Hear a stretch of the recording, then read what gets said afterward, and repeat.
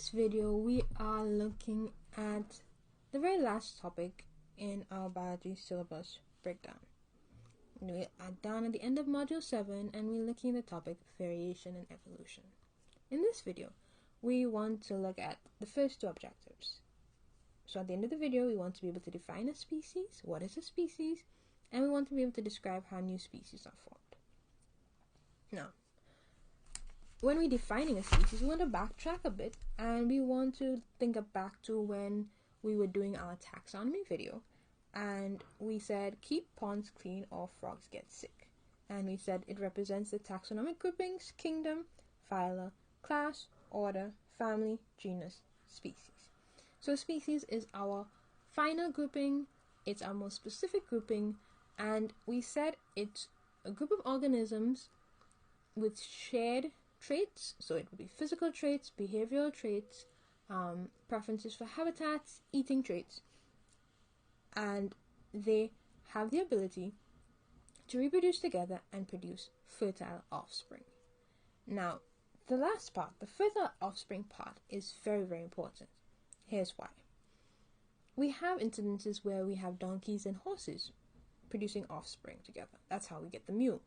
We have incidences where we have tigers and lions reproducing and having offspring. We get the ligers. And I think we have incidences where we have zebras and horses as well. But the catch is that none of these mules, ligers, the zebra-horse offspring mix are able to reproduce themselves. None of these offspring are fertile because their parents were of different species. So that's the key. One of the key things in helping us identify a species is that the organisms in the species are able to reproduce with each other and produce fertile offspring. So, if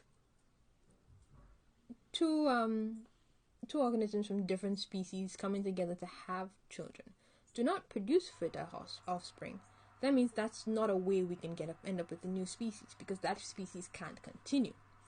So the question is, how do we come up with a new species then? Well, one of the key factors into how we end up with new species is isolation. So let's talk about it.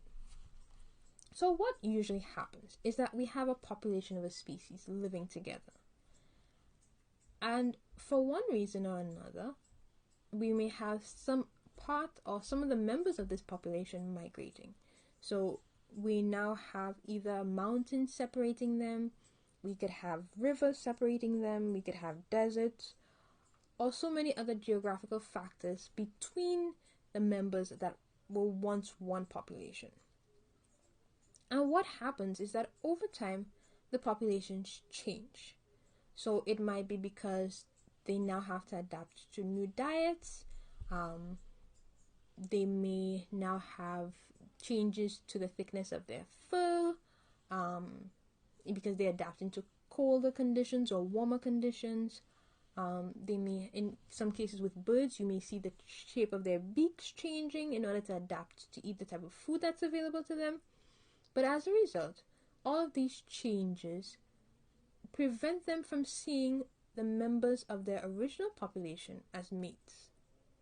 These people who they were once part of a population with a species, as the same species as, no longer look like them. They may no longer smell like them.